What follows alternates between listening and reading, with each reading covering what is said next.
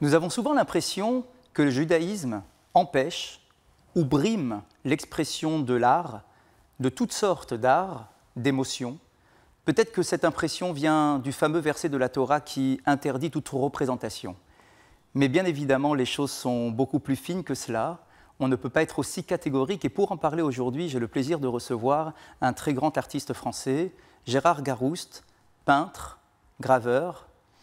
Merci d'être là aujourd'hui, Monsieur Garouste. Et pour commencer à découvrir l'œuvre de Gérard Garouste, je voudrais tout d'abord que l'on découvre l'homme Gérard Garouste. Vous vous présentez vous-même, dans l'un de vos livres, dans L'Intranquille, comme étant le fils d'un salopard. Et je voudrais que vous puissiez nous expliquer pourquoi cette expression, et surtout de nous expliquer quel est votre cadre dans lequel vous avez grandi dans votre enfance. Oui, écoutez, c'est une question très forte, mais il faut dire qu'elle a eu beaucoup d'importance dans mon enfance. C'est vrai que, tout simplement, je suis issu d'une famille antisémite pendant la guerre, et même plus qu'antisémite, ils ont collaboré et spolié des biens juifs. Mon père était commerçant, famille chrétienne, hein, famille de commerçants, et donc ils ont spolié plusieurs magasins. Et dans mon enfance, évidemment, cet antisémitisme, c'était quelque chose de classique. Mais plus tard, quand je me suis retrouvé en pension, j'avais des petits copains juifs, et là, on se pose des questions. Et alors, il y a deux attitudes possibles. Soit on adopte le costume de la famille et on passe on enfouit tout ça, ou alors on se dit, mais c'est quoi le judaïsme ? Et puis on est confronté évidemment à une question d'injustice. Et là, quand on commence à se poser des questions, là, je dirais paradoxalement que ce côté négatif a eu des effets très positifs chez moi, parce que tout d'un coup, ça m'a invité à m'aventurer dans le judaïsme et de découvrir des choses merveilleuses. Est-ce que vous avez baigné dans l'art en étant déjà tout petit, ou est-ce que vous y êtes arrivé petit à petit à travers les événements de l'existence ? Vous savez, j'ai été très dyslexique quand j'étais petit, très mal. D'ailleurs, je me demande si je le suis pas encore aujourd'hui.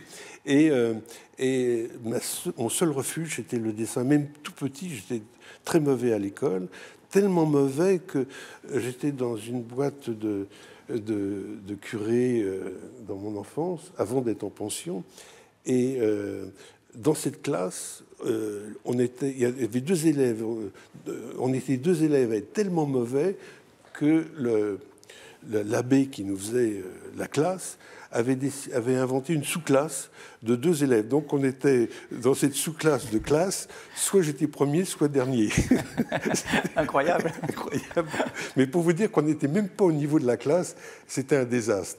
Et donc, ce qui m'a toujours sauvé, un petit peu, vous savez, comme quelqu'un qui se noie et qui agite ses bras, ben moi, agiter mes bras, c'était de dessiner, c'était ma seule identité, c'était de dessiner, parce que, encore une fois, j'ai tout raté, tous mes examens, j'ai passé 8 fois mon permis de conduire, vraiment, j'étais très mauvais dans mes études, mais le dessin, grâce au dessin, j'ai pu faire les beaux-arts, et puis voilà, quoi.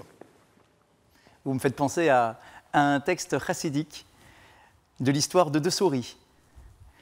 Vous connaissez cette histoire, M. Garouste, je vous la rappelle. Oui. Une souris qui est perdue en plein milieu d'un seau plein de lait. Et elles sont deux, et l'une dit à son amie, mais arrête de te débattre, de toute façon, nous allons mourir. Et l'autre de dire, non, mais plus je bats de mes pattes, et plus j'ai l'espoir de transformer ce lait en beurre ou en fromage pour pouvoir survivre. Et finalement, c'est un peu votre histoire. Ça veut dire que la difficulté de la vie, de votre parcours scolaire, finalement, vous a permis de découvrir un autre potentiel qui, finalement, est celui qui vous a porté jusqu'à aujourd'hui. J'irais même un peu plus loin dans le sens de votre histoire, c'est que la deuxième souris, la première souris est intelligente, on ne peut pas se sortir de ce seau, donc elle abandonne. parce qu'elle est intelligente. Et la deuxième, elle est simplement têtue, elle aime la vie, et elle bat ses petites pattes comme ça, et sans savoir ce qui va se passer, elle bat tellement de ses petites pattes que finalement elle arrive à sortir j'aime l'idée que simplement par volonté, même plus par intelligence, par le besoin de vivre, elle s'en tire. Et cette histoire que... Moi, c'est une grand-mère qui m'a raconté cette histoire. Pas ma grand-mère, mais une grand-mère. Et qui... c'est la grand-mère de Jean-Michel Ribes, qui est un ami. Et quand elle m'a raconté cette histoire, ça a été très important pour moi. Elle m'a complètement rassuré, cette histoire. Je la trouve très, très belle, parce que moi, j'étais très, très mal dans mon enfance, très déstabilisé. Et des histoires comme ça m'ont beaucoup rassuré. Et est-ce que, peut-être que finalement, ces deux souris, mais je rebondis par rapport à ce que j'ai pu entendre de vous sur l'une de vos œuvres qui est assez magnifique, qui est au parc de Saint-Cloud d'ailleurs, est-ce que ces deux souris ne représentent pas d'un côté le classique et l'autre l'intuitif ? Avec le fameux classique et l'Indien que vous avez pu représenter à différentes reprises d'ailleurs. Le classique et l'Indien, c'est un rêve que j'ai fait en effet, où il y avait une espèce de voix off qui me disait dans la vie, tu as deux sortes d'individus, un classique et un Indien. Mais c'est vraiment un rêve que j'ai fait. Et qu'est-ce que représentent ces deux notions de classique et d'Indien? Je me suis posé la question en me réveillant, en me disant, mais quel est le rapport entre classique et un Indien? Je vois un classique et un moderne, ou un classique et un baroque, mais un Indien avec un cow-boy, mais quel est le rapport? Et c'est justement mon ami Jean-Michel Ribes qui avait fait de l'espagnol, qui me dit, mais tu as fait un jeu de mots entre classique et cacique. Parce qu'un cacique, c'est un chef indien pour les conquistadors espagnols. Donc tout d'un coup, j'ai fait à l'intérieur de mon rêve un jeu de mots entre classique et classique et cacique.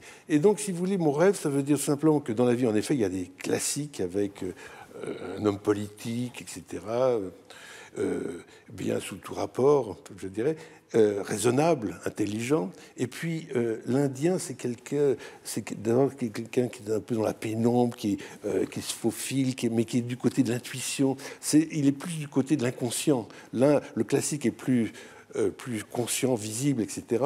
Mais l'idéal, c'est d'être les deux. Bien sûr, on a besoin que des deux. Classique, on est franchement ennuyeux, mais que indien, on ne sort pas de l'hôpital psychiatrique. Lorsque vous vous apprêtez à entamer une nouvelle œuvre, que ce soit un tableau ou une sculpture, est-ce que justement c'est votre côté indien qui prend le dessus, ou est-ce qu'il y a encore le côté classique de la raison? Qu'est-ce que vous mettez en avant? Plus en avant, en tout cas. Alors, ce qui est classique, c'est-à-dire, je dirais, ce qui est conscient chez moi, ce sont mes recherches, mes études, mes livres. Je suis curieux à l'intérieur de... Moi, vous savez, je n'aime pas trop les romans, même si j'aime beaucoup Kafka. Enfin, si je m'intéresse à rentrer plus profondément dans l'œuvre de Kafka, je ne suis pas un lecteur de romans, mais par contre, les essais... Bon, alors, disons que j'ai un côté très classique comme ça dans mes études, mais j'ai toujours sur moi un carnet, parce que les idées, les choses, intuitions, viennent au moment où on s'y attend le moins. Même si je suis en voiture, je m'arrête comme si j'avais peur que l'idée, que je perde un peu cette idée. Et hop, je m'arrête et je fais un petit croquis de l'idée que j'ai, parce que jamais je vais dans l'atelier, je rentre jamais dans mon atelier en me disant « Tiens, mais qu'est-ce que je vais pouvoir peindre aujourd'hui ?» Je ne connais pas. J'ai toujours mon journal, mon carnet de notes, des croquis. Et puis voilà, au contraire, plus un dessin que j'ai fait il y a 6 mois, avec le temps, je vois si vraiment je peux m'en nourrir. Et donc, le côté inconscient, c'est... vous savez, le côté inconscient, c'est comme... J'ai fait une Megillah Esther. Et moi, il y a un passage que j'aime énormément dans Megillah Esther, c'est le moment où Assuérus, le roi Assuérus, il a une insomnie la nuit, et il se demande ce qu'il peut faire, et donc il décide de relire. Il n'arrivait plus à dormir. Il n'arrivait plus à dormir. Et il relit son journal, quoi. Il relit les annales. Et ça va changer. C'est ça, en fait, le Purim, parce que c'est ça qui va... Et ce moment où il n'arrive pas à dormir, d'où il vient? C'est du côté de il était préoccupé, inconsciemment, il avait des soucis, quoi. Et c'est ce moment, je dirais, c'est ça, ce moment indien. Et ça, quand j'ai, comme tout le monde, des moments indiens, je les chéris et je les écris pour ne pas les oublier. Alors je vois effectivement ici dans ce recueil En chemin qu'il y a quelques représentations de vos fameux carnets. Je crois que vous avez toujours avec vous, quel que soit le moment. Donc finalement, est-ce que c'est plutôt des esquisses ou plutôt une ébauche d'un travail préparatoire finalement à une œuvre qui va mûrir dans votre esprit et qui va finalement prendre jour? C'est avant tout vite une idée, un croquis. D'abord, j'appelle ces carnets notes et croquis, parce qu'il y a des notes et des croquis. Mais il y a, de temps en temps, entre deux rendez-vous, quand je m'ennuie un peu, je regarde mon carnet, et puis je m'amuse à parachever mon petit croquis. Et ça devient, alors là, tout d'un coup, ça devient une esquisse. Et puis, si elle est bien partie, alors je peux la redessiner mieux, de manière à ce que là, tout d'un coup, ça devient vraiment une ébauche dont je vais me resservir plus tard dans le tableau. Ça se construit petit à petit. Il n'y a pas de décision. Vous savez, c'est comme des dessins de téléphone. Encore une fois, il n'y a jamais l'idée qu'est-ce que je vais faire. Non, je ne décide pas. C'est dans ma tête et ça vient petit à petit. Alors justement, parlons un peu de vos œuvres. Est-ce qu'il y a toujours, en tout cas on le voit de manière très forte, une attache juive que l'on arrive à découvrir très rapidement? D'ailleurs, vous le dites, vos tableaux ne vous appartiennent plus. Ils appartiennent à ceux qui les regardent, ceux qui sont en face. C'est-à-dire que c'est une invitation à la réflexion et à chercher derrière le tableau. Ce qui a pu être dans votre esprit au moment où vous avez pu prendre le pinceau et les différentes couleurs qui viennent habiter ce tableau. Alors, est-ce qu'il y a nécessairement un lien avec soit un texte biblique ou un texte midrashique, une allégorie présentée dans les fameux écrits de nos maîtres dans le Talmud ou dans les différents midrashim? Quel est votre rapport par rapport à cela? Simplement, il y a des périodes où où j'ai pu être totalement dans les midrashim. Par exemple, même dans ma dernière exposition qui s'appelle Zeugma, j'ai carrément même été pris c'était une Ravruta, c'était une étude que j'ai fait avec Marc-Alain Wachtin, et on a travaillé 2 ans sur une page du Talmud. Ça a été le fruit de ma dernière exposition. Mais il peut y avoir des séries qui sont autour des midrashim, et puis aussi d'autres périodes où ça a été Goethe avec le thème de Faust, qui est pas loin comme thème du golem, du Maharal de Prague, le Maharal de Prague et le docteur Faustus, tout ça est lié. Mais enfin, il y a toujours, vous savez, entre les mythes. Pour moi, la Bible, je prends comme un mythe biblique avec cette dimension, avec son éthique. Mais il y a une chose qui est très simple pour moi, si j'ai bien compris, c'est que les mythes, on les retrouve par exemple, la Bible, les mythes bibliques, on peut les retrouver en Mésopotamie ou même du côté de l'Égypte, de la Perse, etc. Ce qui donne la richesse de ces mythes, c'est leur interprétation, c'est-à-dire justement la dimension talmudique à partir de ça. Donc moi, évidemment que je suis fasciné par les Agadotes ou par les midrashim, parce que tout d'un coup, c'est des petites histoires, c'est des petites comptines, comme des petites fables. D'ailleurs, il y a certains midrashim, qu'on retrouve chez La Fontaine et qu'on retrouve chez Ésope. Bien sûr. Donc c'est assez extraordinaire. Et puis quand on voit Rabbi Nachman de Barslav qui prend des contes qui était un peu folklorique à son époque, et qu'il en fait des contes très très racidiques. Enfin, donc là, c'est tout à fait c'est cette dimension du mythe et de la légende qui rentre dans l'éthique et qui est passionnante. C'est-à-dire que finalement, le texte même ne nous enferme pas. Voilà. Ça veut dire qu'on ne veut pas s'enfermer dans les lettres qui composent les différents mots du texte biblique, mais de voir que chacune de ces lettres vient porter finalement un message, toute une façon de voir et d'aborder la vie. Là, vous êtes au cœur de ce que j'adore, de ce que j'ai découvert il n'y a pas très longtemps. Et là, encore une fois, c'est grâce aux études que j'ai faites avec Marc Alain, plus qu'avec d'autres. Ça fait des années que j'étudie l'hébreu avec un professeur Yaakov qui est formidable. On tourne autour du pshat, c'est fantastique. Mais avec Marc-Alain Ouaknin, j'ai justement travaillant sur Rabbi Nachman de Braslav, on n'est même plus dans l'histoire qui se raconte, on est dans le mot, mais dans le mot, on est dans la lettre, et tout d'un coup, par occurrence, par jeu de lettres et de valeurs, de valeurs numériques, tout d'un coup, on part ailleurs et on quitte cette histoire pour qu'elle prenne une dimension autre. Et j'ai l'impression que c'est un peu je crois que c'est André Néa qui disait que si vous voulez comprendre la Kabbale, commencez par lire Kafka. Je crois que c'est lui qui disait ça. Et ça donne vraiment envie de lire exact. Kafka. Vous dites, ah bon, et alors ce qui est drôle... On va découvrir tout de suite. Et alors quand on lit Kafka, c'est pas évident, mais c'est passionnant. Monsieur Garou, je voudrais partager avec vous le texte d'un midrash.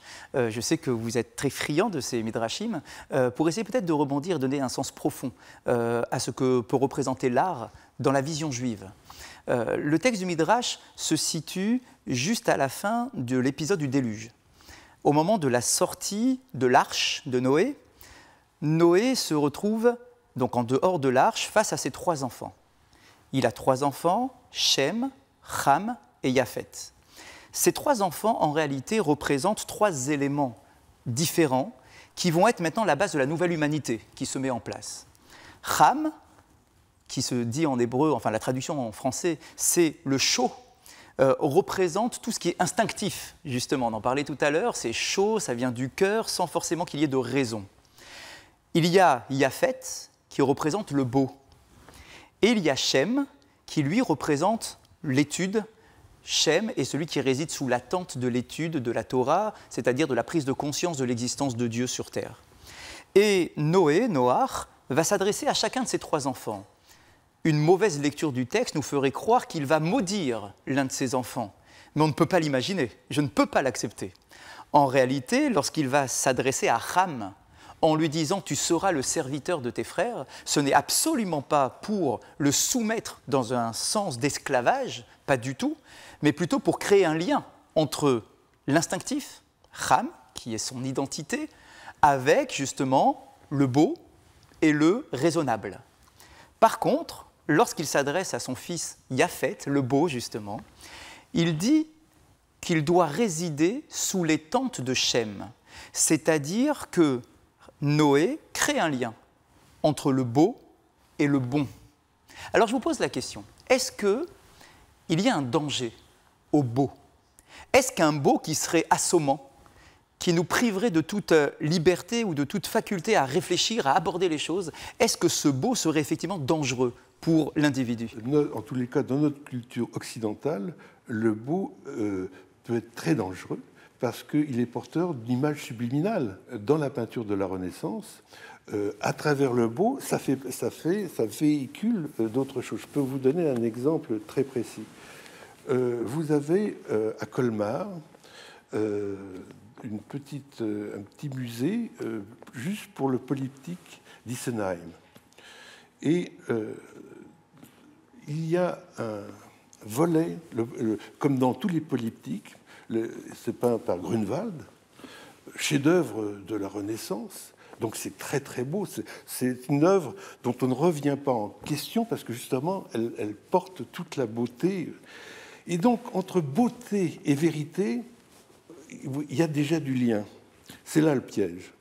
Parce que tout d'un coup, si vous prenez le premier volet de ce polyptyque, ça représente l'Annonciation, thème très important. Et ce premier volet a une particularité, ce qui est assez rare dans cette Annonciation. Parce que l'Annonciation, c'est simplement l'archange Gabriel avec la Vierge.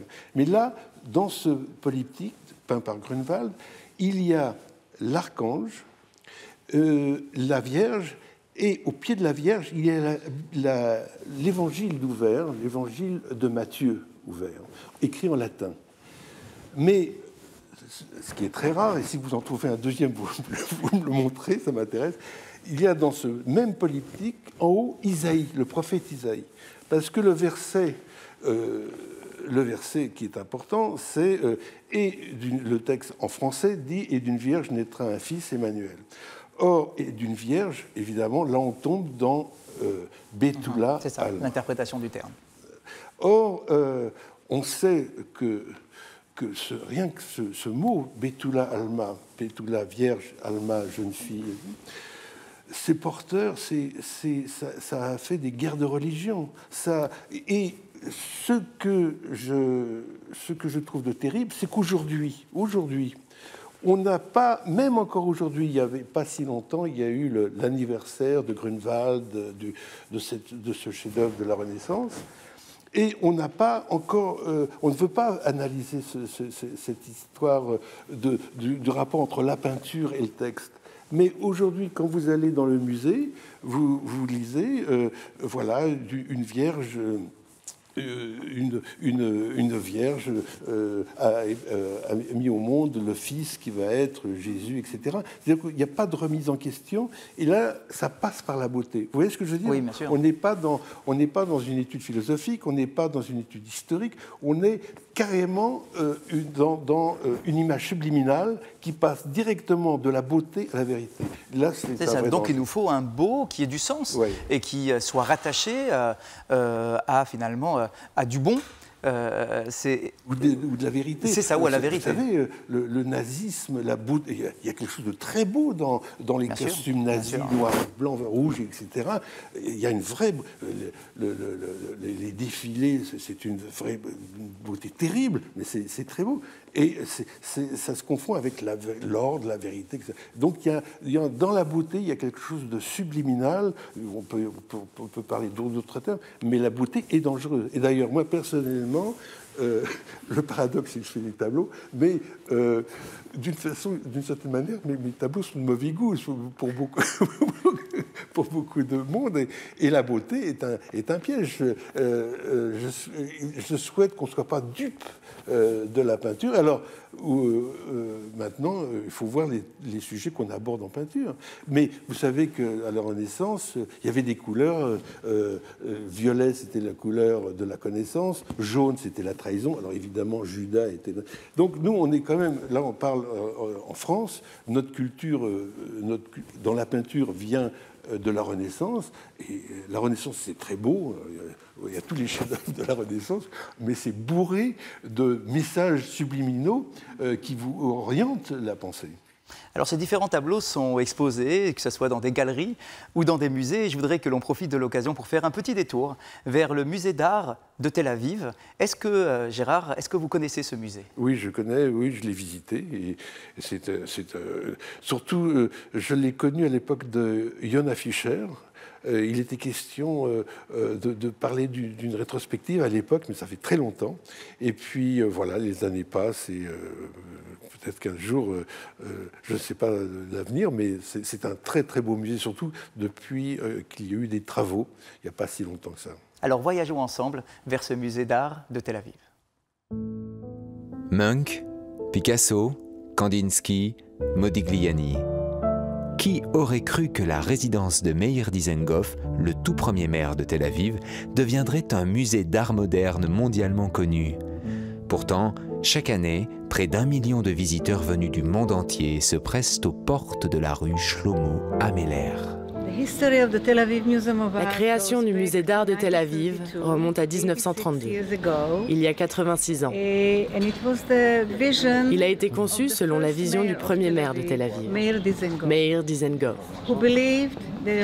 Il avait la conviction qu'une vraie ville devait avoir son musée. Il avait également compris que ce musée devait avoir sa propre collection. Il a donc approché des artistes ici, en Palestine. C'était encore la Palestine. Et aussi des collectionneurs qui avaient fui l'Allemagne entre 1932 et 1933, lors de l'ascension du parti nazi au pouvoir. Certains réussirent à sauver de magnifiques œuvres d'art et les ont rapportées ici, en Palestine. Ils firent des donations au musée, l'enrichissant de fantastiques collections. Ainsi, nous avons par exemple un nombre important d'œuvres sur l'expressionnisme allemand et aussi l'unique collection d'Archipenko de Zygmunt Göritz. Et c'est peut-être la plus importante au monde puisqu'elle contient les premiers travaux de sa période parisienne. C'est donc grâce à cet appel aux collectionneurs juifs d'Europe que cet immense patrimoine a été préservé de la spoliation. Ainsi, pierre après pierre, œuvre après œuvre, le bâtiment est entré dans l'histoire du pays. En 1948, ici, au musée, Ben Gurion déclare l'indépendance d'Israël. Et je ne connais pas beaucoup de villes ou même de pays qui aient déclaré leur indépendance dans leur musée. On peut dire que l'art, le musée et l'État d'Israël sont très proches, du moins connectés. Si aujourd'hui le musée expose bon nombre de jeunes talents, la collection permanente, elle, mise sur les valeurs sûres de l'art contemporain du XXe siècle. Ce qui est vraiment incroyable, c'est que la première œuvre et le premier artiste à avoir été répertorié au catalogue du musée d'art de Tel Aviv est Marc Chagall. Et aujourd'hui encore, ces toiles sont toujours exposées ici, ce qui permet aux visiteurs d'admirer à la fois ses chefs-d'œuvre et les tout premiers dons qui ont été faits au musée. Depuis sa création en 1932, les habitants de Tel Aviv se sont complètement appropriés ce lieu. Certains d'entre eux n'hésitent d'ailleurs pas à s'y engager comme bénévoles. Faire du bénévolat ici était une belle opportunité et il y a à ce sujet énormément de possibilités d'épanouissement en tant que volontaire. En Israël et le monde entier, le musée de Tel Aviv est un musée extrêmement dynamique dans le domaine de l'art moderne. Très connu, très grand et d'une manière générale, c'est le plus grand musée d'art moderne en Israël. Il y a énormément d'expositions temporaires sur beaucoup de sujets divers et variés, des films, des affichages, des expositions. C'est un immense lieu pour l'art en général. Toujours en mouvement, le musée a inauguré une nouvelle aile en 2011. 19 000 m², des salles de cinémas et de spectacles, l'endroit attire une foule toujours plus éclectique. Tout le monde vient au musée, les enfants, les écoliers.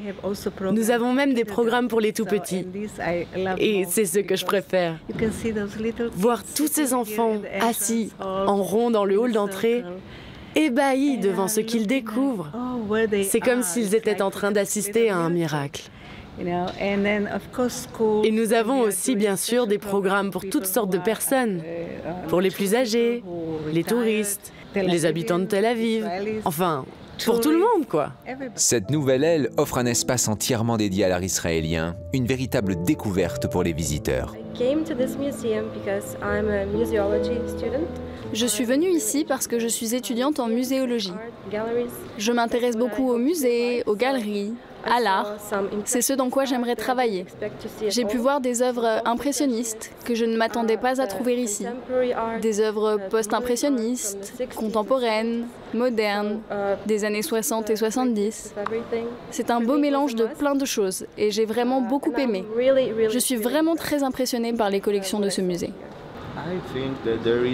Je pense qu'il y a comme un souffle international dans le choix des œuvres et des artistes exposés ici.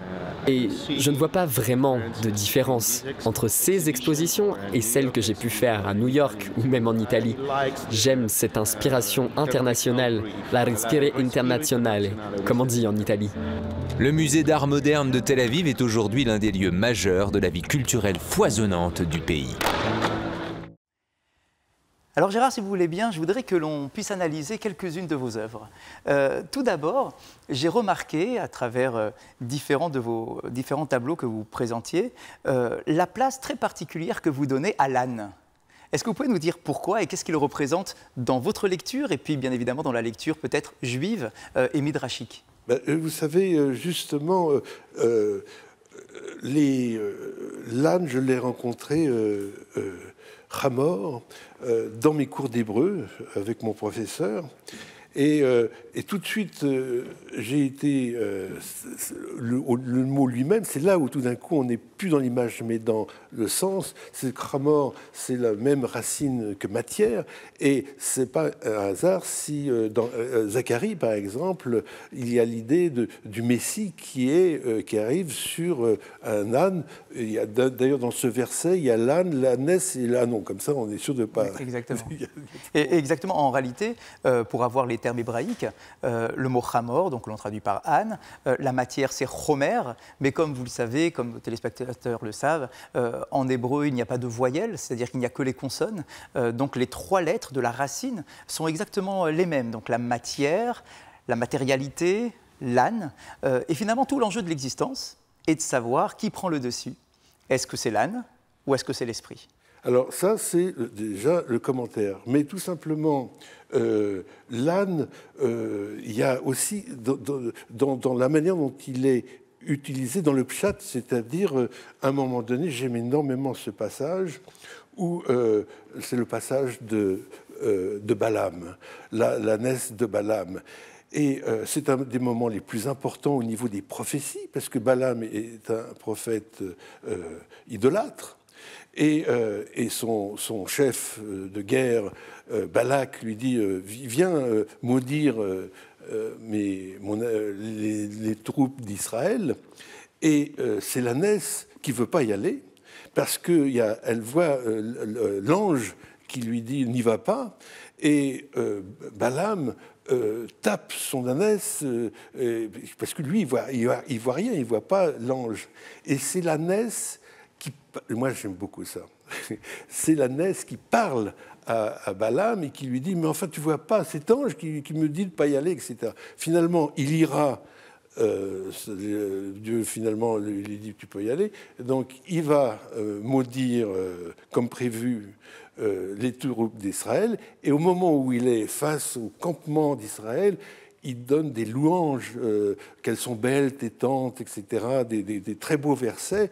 Balak nous s'arrache les cheveux en disant « Mais je comprends, je te demande de les maudire et tu les bénis. » Ce qui fait que la bénédiction de Balaam est une des plus belles choses parce que ça vient justement d'un prophète idolâtre, c'est-à-dire du camp ennemi. Eh bien ça, pour moi, c'est extraordinaire parce que tout y est là. C'est-à-dire, si dans le texte biblique, les ânesses se mettent à parler et que Balaam dit une chose fondamentale dans la pensée, la pensée biblique, c'est donc qu'il ne faut pas prendre les choses au premier degré, c'est-à-dire tout le monde sait qu'une ânesse ne parle pas et que l'ange on le voit pas, mais l'ânesse le voit. Donc c'est une invitation à la réflexion. Mais je peux peindre cette scène en tant que tableau. Moi aussi, je peux la peindre, l'ânesse avec l'ange et tout ça, parce que moi, je suis du côté du fantasme de l'ânesse. Donc, j'aime beaucoup cette histoire. Et d'ailleurs, si on va dans ce sens-là, vous savez, dans le fameux Messilat Yesharim, le chemin de la rectitude, en introduction, le Ramchal, l'auteur de ce livre, nous explique que nous ne devons pas avoir peur du monde de la matière. Souvent, certains se disent non, dans le monde de la Torah, dans le monde de la spiritualité, il faut se déconnecter complètement de toute matière et s'élever spirituellement. C'est faux. Dieu nous a créés dans un monde matériel. Tout l'enjeu est de savoir comment sublimer cette matière. Et l'exemple que vous donniez avec Bilam, donc ce fameux prophète, et son ânesse, c'est tout de même très intéressant. C'est-à-dire que la matière, représentée par l'ânesse, voit le spirituel. C'est-à-dire qu'il y a un moment où elle prend conscience d'une existence qui sublime tout cela, qui est au-delà de la matière, mais lui, qui est normalement censé être plus fin que son ânesse, eh bien lui se rabaisse plus bas que la matière. Et c'est peut-être la raison pour laquelle nos maîtres nous enseignent qu'il cohabitait avec son ânesse. Pourquoi nous dire ça? Pourquoi avoir cette image sale du texte? En réalité, c'est peut-être cette idée-là qui est cachée derrière. C'est qu'il a bafoué, il a rabaissé le plus bas possible la matière, et donc il nie toute part spirituelle, et donc c'est pour ça qu'il va insister pour maudire le peuple d'Israël à l'encontre de la volonté de Dieu finalement. Alors est-ce qu'il faut que j'associe ça à un autre souvenir que j'ai d'un âne? C'est que quand j'étais petit à l'école, tout petit, là, ma maîtresse, voyant mes dictées si nulles, où j'avais vraiment 0, elle m'avait fait, pendant le cours, en papier, elle m'avait fait un bonnet d'âne, et pendant la récréation, j'avais mon bonnet d'âne et ma dictée accrochée dans le dos avec 0, et tous les petits copains qui tournaient autour. Alors, est-ce qu'il faut... Elle a dû penser que vous étiez enfermé dans la matière alors que vous l'avez sublimé en réalité. Alors justement, pour parler de cet âne que l'on retrouve également dans ce fameux tableau du passage. Alors c'est un tableau qui m'a beaucoup intrigué, parce qu'on retrouve d'un côté l'âne. Sur l'âne, il y a Mein Kampf. Derrière, il y a un homme qui marche, alors de manière très surprenante d'ailleurs, et ça revient souvent sur vos tableaux, la position de l'homme est un peu désarticulée, il va dans 2 sens en même temps, c'est-à-dire que son visage va dans un sens, ses pieds sont orientés vers un autre sens, il tient entre ses mains la Septante, la traduction de la Bible, et il a au-dessus de sa tête un livre de psaumes avec le psaume numéro 56. Alors bien évidemment, ce tableau est très intriguant. Mein Kampf, la Septante, et un psaume, le psaume numéro 56. Notre regard est là, mais nous sommes peut-être un peu intrigués et nous cherchons à comprendre ce qui se cache derrière. Quelle est l'idée que vous avez voulu nous passer à travers ce tableau? Eh bien, déjà, la première chose à faire, c'est de faire un tableau suffisamment intéressant pour qu'on ait envie d'en savoir plus. Parce que si le tableau est mauvais, on passe devant. Donc il faut déjà accrocher le regard du spectateur. Et en effet, maintenant, il y a 3 images fortes. La Septante, Mein Kampf. Quel est le lien entre les 3? Eh bien, c'est une histoire, pour moi, c'est une époque, c'est un tableau assez ancien, et c'est une époque où j'ai été dans mes cours d'hébreu à découvrir l'hébreu. C'est un hébreu, on faisait avec Yaakov, on fait un hébreu biblique, et j'ai été plusieurs fois choqué par les traductions, par les mauvaises traductions. On parlait tout à l'heure de Alma et Betula, mais même si on prend Bereshit, le premier mot, enfin tout. On ne peut rien traduire. Bon. Et donc, déjà, quand on lit... Alors, le psaume 52, 56... Ça aurait pu être le 52 aussi, d'ailleurs. Mais enfin, pourquoi le psaume 56? Parce que c'est une allusion au commentaire du psaume 56 de David, commentaire par saint Augustin. Et là, saint Augustin fait un commentaire de ce psaume en disant « Mais les Juifs ne comprennent rien à la Bible. Nous sommes... le texte biblique, et pour nous, les Juifs sont porteurs de cette nouvelle qu'ils ont magnifiquement écrit, mais c'est à nous que ça s'adresse. C'est un peu ça l'idée. Et à cette époque-là, j'étais violemment choqué justement par Saint-Augustin, d'autant plus que Saint-Augustin, à une époque, je l'ai beaucoup aimé parce que c'est un mec intelligent, c'est un personnage intelligent. Il a écrit sur le temps et la mémoire des choses fantastiques. Et moi, j'avais fait un livre sur Saint-Augustin, sur la mémoire, justement, le livre 10. Et là, tout d'un coup, quand j'ai découvert la position de Saint-Augustin, j'ai été choqué. Et à cette époque-là, j'ai voulu faire un tableau comme ça, parce que finalement, de mauvaises interprétations, c'est-à-dire que Saint-Augustin, il est peut-être très intelligent, mais il est passé à côté de la Bible. Et je ne vois aucune référence par rapport au Talmud. Or, pour moi, on ne peut pas ça, c'est une question personnelle, mais on ne peut pas passer à côté de la Bible sans toucher au Talmud. Et donc,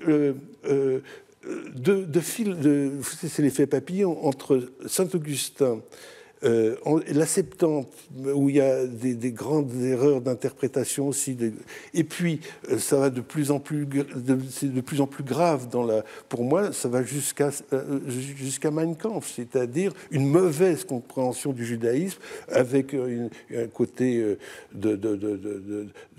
quand on connaît pas quelque chose, on finit par le haïr, etc., d'être passé à côté. Et donc c'était une époque où j'étais très choqué, très choqué. Aujourd'hui, je le suis moins.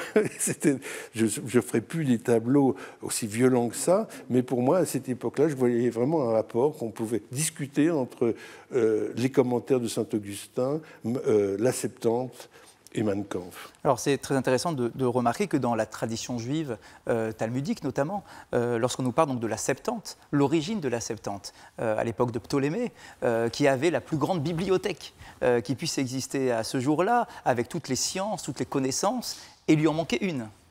Il lui manquait la Torah. Et il ne pouvait pas avoir accès à la Torah dans son texte originel, en hébreu, et donc il a convoqué des maîtres juifs, des rabbins, pour traduire la Torah en grec. Et le texte nous dit que miraculeusement, tous les rabbins ont donné la même traduction, alors qu'on peut bien imaginer que traduire l'hébreu biblique en grec allait donner naissance à différentes sortes de traductions. Il y a des mots qui sont intraduisibles pratiquement. Mais finalement, miraculeusement, nous dit le texte, ils ont livré le même travail, la même traduction. On pourrait se dire, mais c'est un miracle génial, on devrait célébrer ce moment-là. Pourtant, le texte nous dit que ce jour-là est considéré comme un jour de deuil, avec, symboliquement, 3 jours de ténèbres qui se sont abattus sur terre. Pourquoi ? Parce que le simple fait de traduire la Torah en grec, pour la première fois, c'est la première traduction du texte biblique, finalement fige l'enseignement de vie qui est porté par la Torah.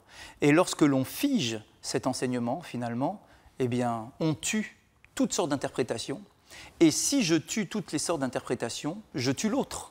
Je n'accepte pas, je ne donne pas de place à l'autre et à sa propre interprétation. Donc nous avons effectivement cette idée de Septante qui n'est pas, qui vient enfermer cette traduction biblique dans un futur qui est très dangereux. Est-ce qu'en même temps, le rapport entre l'araméen et l'hébreu, est-ce que cette association de ces deux langues produit quelque chose de nouveau aussi? C'est très, très intéressant parce que lorsqu'il y a eu la traduction en araméen, cette fois-ci, le fameux Targum Onkelos, donc traduction en araméen du texte biblique, là par contre on va nous donner une sorte de cachet de validité. Oui. Mais pourquoi ? Non pas parce que c'est une traduction, mais parce que c'est un commentaire. Voilà, c'est ça, c'est extraordinaire. Lorsque la porte est ouverte aux commentaires, il n'y a aucun problème. Voilà. On peut ne pas être d'accord. Et d'ailleurs, les maîtres du Talmud ne sont jamais d'accord, ou pratiquement jamais, et ils se disputent. Mais c'est ça le respect de l'autre. Et c'est ça qui m'avait choqué justement dans la Septante, c'est que quand ils sont tombés sur le mot Alma, il n'y a pas d'équivalent en grec de Alma. Et là, ce mot grec veut vraiment dire vierge sans aucun doute, alors que Alma, c'est plein d'ambiguïté, c'est fille au secret, il y a la racine secret, etc. Jeune fille, qu'est-ce que c'est que jeune fille? Et donc là, on tombe en effet dans une espèce de... C'est terminé, on tombe tout d'un coup dans le mot vierge, bingo, qui va être appelé, traduit plus tard en Virgo. Génial, effectivement, nous pourrions aborder tous les tableaux, toutes vos œuvres, et ce serait véritablement une source d'enseignement et de discussion. En tout cas, Gérard Garous, merci beaucoup, que nous puissions tous être dans cette approche vis-à-vis du beau, vis-à-vis de l'art, de ne jamais se laisser capturer par le beau, mais toujours donner du sens et le rattacher à un sens pour nous porter au-delà même de l'œuvre de l'artiste. Merci. Merci beaucoup.